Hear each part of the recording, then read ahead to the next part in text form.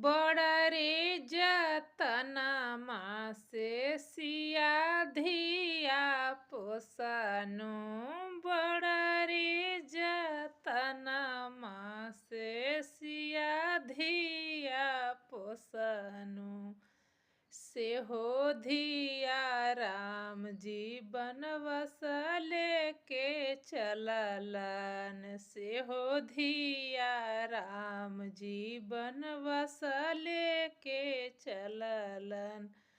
बड़ा रे जतनमा से सिया धिया पोसनु। बड़ा रे जतनमा से सिया धिया पोसनु।